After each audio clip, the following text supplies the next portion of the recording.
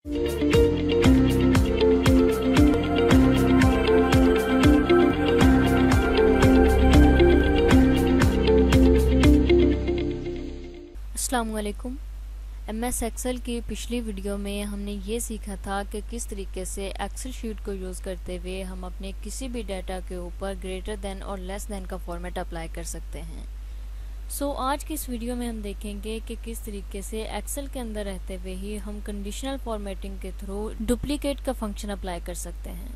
Sometime ऐसा होता है कि जब हम कोई भी डाटा एंटर कर लेते हैं तो उसमें कुछ वैल्यूज़ होती हैं जो बिल्कुल डुप्लीकेट होती हैं। हम चाह रहे होते हैं कि वो डुप्लीकेट वैल्यू को या तो हाईलाइट कर दें या डिलीट कर दें। अगर हम एक एक करके खुद से देखेंगे कि वो कौन सी वैल्यू हैं जो डुप्लीकेट हैं, तो ऐसे तो हमें बहुत सा टाइम लगेगा। हम चाह रहे हैं कि हम कोई ऐसा फंक्शन या फॉर्मेट अप्लाई करें जिसके थ्रू हमारे डाटा में से डुप्लीकेट वैल्यू खुद ब खुद सिलेक्ट हो जाए। उसके लिए सबसे पहले हमें उस डाटा को सिलेक्ट करना होगा जिसमें से हम डुप्लीकेट वैल्यू को अलग करना चाह रहे हैं या देखना चाह रहे हैं कि वो कौन सी वैल्यू हैं हमारे डाटा के अंदर जो डुप्लीकेट हैं, यानी एक दूसरे से मैच कर रही हैं। सबसे पहले हमें उस डाटा को सिलेक्ट करना होगा जिसमें से हम ये देखना चाह रहे हैं डुप्लीकेट वैल्यू को। हम यहाँ देखना चाह रहे हैं क्लाइंट में से कि वो कौन से क्लाइंट हैं जिनकी वैल्यू हमने डुप्लीकेट कर दी हैं, यानी 2 दफ़ा हमने वही वैल्यू टाइप कर दी हैं। उसके लिए हम यहाँ से इससे सिलेक्ट करेंगे। सिलेक्ट करने के लिए मैंने सिंपली इस सेल पे क्लिक किया। क्लिक करने के बाद मैं यहाँ से नीचे की तरफ ड्रैग करूँगी और इस डाटा को सिलेक्ट कर लूँगी। लाइक ये मैंने सिलेक्ट कर लिया। अब इस तरीके से भी इसे सिलेक्ट कर सकते हैं और दूसरा तरीका ये है कि आप ऊपर इस रो के ऊपर आके क्लिक करें। ये देखें ऐसे। मैं पहले इसे यहाँ से रिमूव कर देती हूँ, यानी जो चीज़ मैंने सिलेक्ट की थी मैं उसे अनसेलेक्ट कर देती हूँ। उसके बाद सिंपली मैं उस रो पे क्लिक करूँगी जिसका डाटा हम सिलेक्ट करना चाह रहे हैं। चूँकि हम क्लाइंट का डाटा सिलेक्ट करना चाह रहे हैं इसलिए हम यहाँ से ए पे क्लिक करेंगे।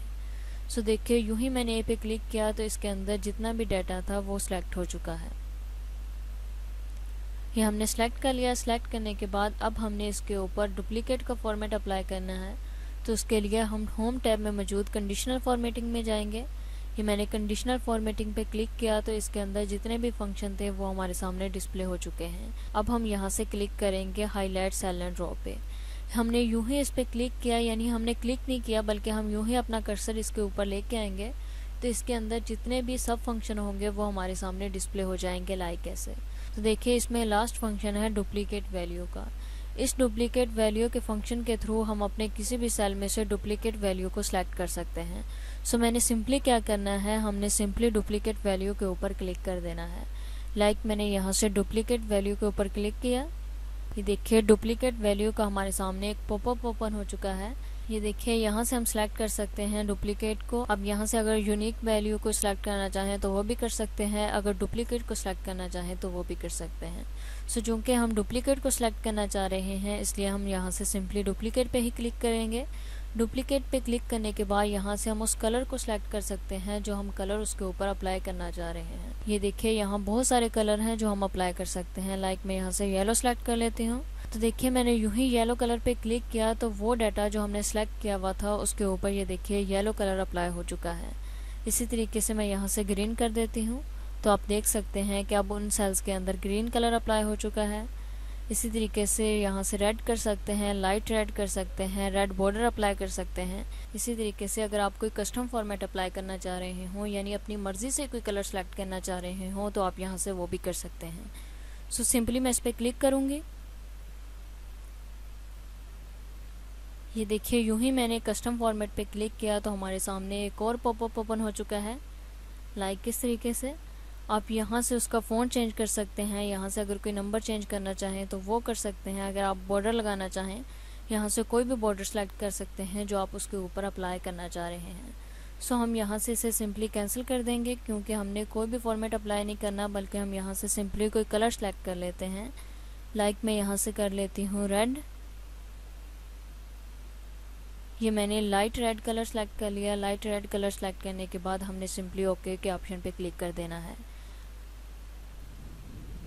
देखिए मैंने यूं ही ओके के ऑप्शन पे क्लिक किया तो हमारे डाटा के अंदर वो तमाम वैल्यू हाईलाइट हो चुकी हैं जो डुप्लीकेट थी। मैं यहाँ से इसे नीचे करके दिखाती हूँ।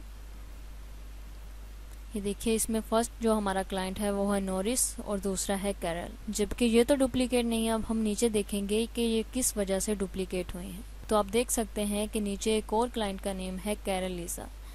अब हम अगेन ऊपर जाते हैं तो देखिए इसका भी नेम कैरल लीसा और नीचे ये भी कैरल लीसा, इस वजह से ये डुप्लीकेट हुआ है। अब हम देखते हैं कि यहाँ से नॉरिस क्यों सिलेक्ट हुआ है, यानी डुप्लीकेट क्यों हुआ है। नीचे ट्रैक करेंगे तो देखिए एक और क्लाइंट था नॉरिस, जिसकी वजह से ये नेम एक्सेल ने खुद ब खुद डुप्लीकेट समझे और उन्हें हाईलाइट कर दिया। ये देखिए यहाँ पे भी नॉरिस था और यहाँ पे भी नॉरिस था। एक्सेल ने समझा कि ये डुप्लीकेट वैल्यू हैं, एक्सेल ने खुद ब खुद इन्हें डुप्लीकेट कर दिया, यानी इन्हें हाईलाइट कर दिया। सो इस तरीके से आप अपनी किसी भी वैल्यू के ऊपर डुप्लीकेट का फंक्शन अप्लाई करके देख सकते हैं। सो अगर इससे रिलेटेड आपका कोई भी क्वेश्चन हो तो आप कमेंट सेक्शन में टाइप करके हमसे पूछ सकते हैं। Thanks for watching, best of luck.